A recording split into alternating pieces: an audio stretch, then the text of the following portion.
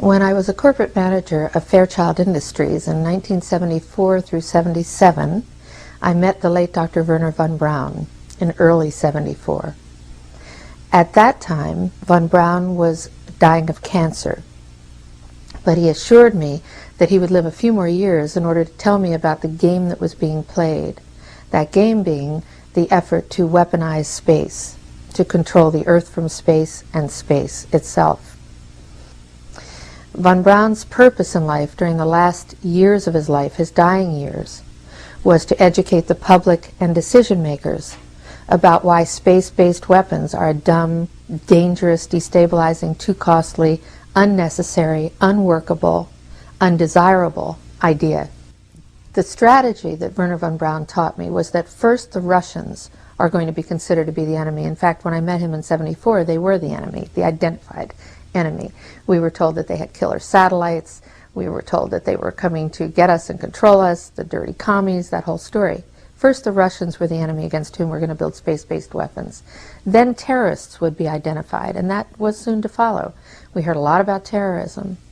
Then we were going to identify third world country crazies. We now call them nations of concern. But he said that would be the third enemy against whom we would be needing to build space-based weapons.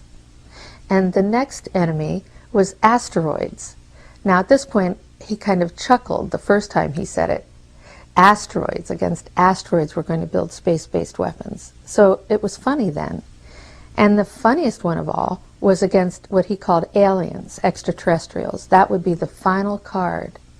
And over and over and over during the 4 years that I knew him and was giving his speeches for him, he would bring up that last card. And remember, Carol, the last card is the alien card. We're going to have to build space-based weapons against aliens, and all of it, he said, is a lie. He didn't mention a timeline, but he said that it was going to be speeding up faster than anybody could possibly imagine, that the effort to put weapons in space was not only based on a lie, but would accelerate past the point of people even understanding it until it was already up there and too late. In 1977, I was at a meeting in Fairchild Industries in a conference room called the War Room.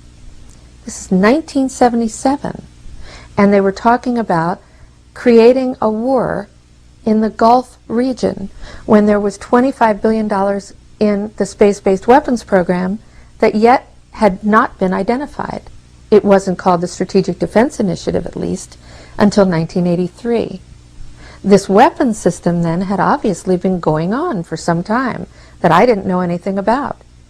So I stood up in this meeting in 1977 and it said, I'd like to know why we're talking about space-based weapons against these enemies. I'd like to know more about this. Would somebody tell me what this is about? Nobody answered. They went on with this meeting as though I hadn't said anything.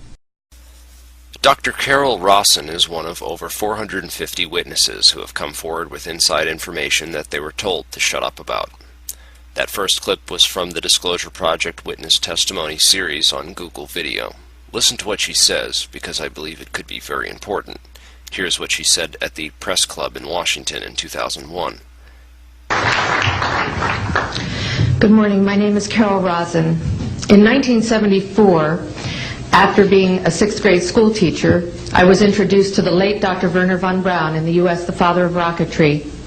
In my first meeting with him, during that first 3.5 hours, he said to me, Carol, you will stop the weaponization of space. And I said, you know, teachers don't stop until June. He said, no, you have to understand, this is February. And we have to prevent the weaponization of space because there is a lie being told to everyone that the weaponization of space is now first being based upon the evil empire, the Russians. There are many enemies, he said, against whom we're going to build this space-based weapon system. The first of whom was the Russians, which was existing at that time. Then there would be terrorists. Then there would be third world countries. Now we call them rogue nations or nations of concern. Then there would be asteroids. And then he would repeat to me over and over, and the last card, the last card, the last card would be the extraterrestrial threat. Well, at the time, I kind of laughed when he said asteroids, and when he said extraterrestrials, I knew I wasn't going to deal with that subject. And now we hear in the news just today, this week, that they've slid in another enemy. Only this time we're going to protect our satellites. In other words, we have to have some reason to spend these trillions, to waste these dollars on a space-based weapon system, and they're all lies. This is a system, he told me, that would never protect anyone. Even back then, he talked about suitcase bombs. He talked about chemical, viral, bacterial, biological warfare, that these space-based weapons would never protect us against. And then he told me that, in fact, if you travel around the world, which I did after he died in 1977, I met with people in over 100 countries who were friends. They didn't want to build space-based weapons. I became a space and missile defense consultant. And I worked with people around the world. I became an advisor to the People's Republic of China. They don't want to build a space-based weapon system. And he told me back then that they didn't. He said, go to Russia. They're considered to be the enemy. I got on a plane by myself. When I got to Russia, I had a list of people that I had read out of the newspaper. Chernenko was in office then. He was the only one I didn't get a chance to meet. They introduced me to everyone when I got there. And when I got back, I said, oh my Lord, this man is telling the truth. There is no threat. And I've been waiting until this day for 27 years, and I'm expecting the spin to happen, because he also explained to me that as a military strategist, as a person who worked on the MX missile, which I did later, he said, you will find that there is going to be a spin to find some enemy against whom we have to build space-based weapons. And now we should expect the spin, because he said part of the formula for the intelligence community is if they might have a weapon, then we have to consider that they do have these weapons. So now they do have these weapons, so now we have to build these weapon systems. And that's the formula, except that it's all based on a lie. And we have witnesses here today that have shown you that these extraterrestrial beings, that these craft that have come here are now not UFOs, they're identified flying objects, and we know that they have beings in them.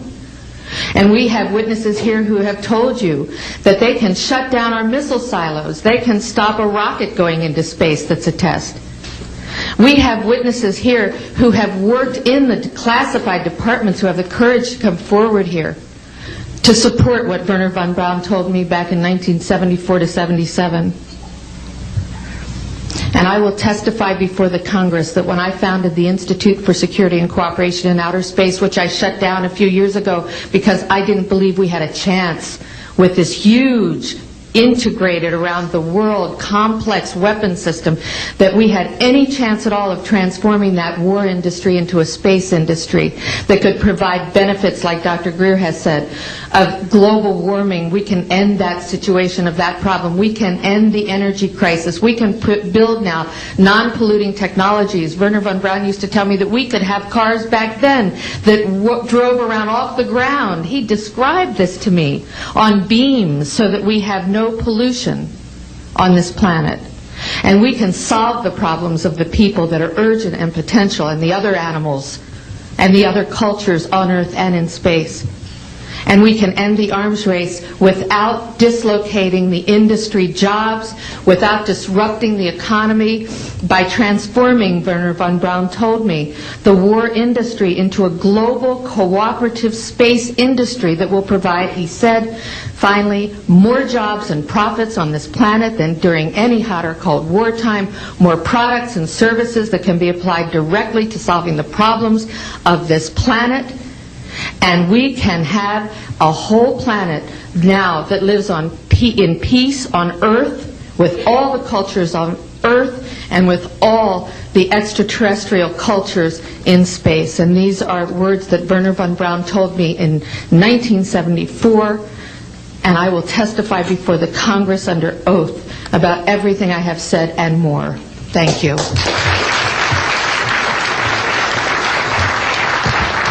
Thank you very much. Note the part about first it will be the Russians, then it will be the terrorists, then it will be, the final card will be the faked alien invasion. This is what she said back in 2001, before 9/11 happened.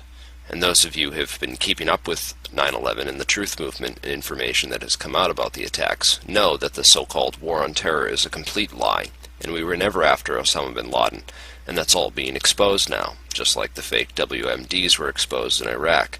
Most people are too propagandized that they are unwilling to believe this and won't even look into the evidence. The rest don't care because they don't think it concerns them or because they feel powerless to do anything about it. And I tend to agree with them. The criminals who caused 9/11, who had the connections to all the inside security at the World Trade Centers and the cooperation of the intelligence community in the White House, will never be prosecuted for their crimes. They got away with it. And even if by some miracle we did open up a congressional investigation, prosecute those responsible for 9/11 and put them all in prison, it would be like putting a band-aid on a cancer. 9/11 was only a symptom, and we need to treat the disease. Because once the war on terror fails to give the government a reason to funnel billions of taxpayer dollars to corporate interests, they will simply find another excuse. Here we have insiders warning us that aliens will be used as the next excuse. This is why I have been warning people about the 2012 stuff, and to be very skeptical about it if and when first contact happens. Don't believe it right away. I know you want to. The people in charge are using all this money to build an Orwellian-style police state. This is the type of future that they feel most comfortable with, because they have always been in power, and now that they are beginning to lose their power, they are very, very scared. They don't want the kind of future that you and I want. They want everything to stay the same or go back to the way it was, and that's not going to happen. The world is changing very quickly, and it's all up to us what kind of world it will change into. Here's a few interesting organizations that are doing various things to accelerate the future and progress. Nassim Harriman also has a YouTube channel now, so you might want to check that out. But the real change and the real future progress is going to come from you. So please do your part by helping to spread this information. Because the first battlefield in this war exists in the hearts and the minds of the people.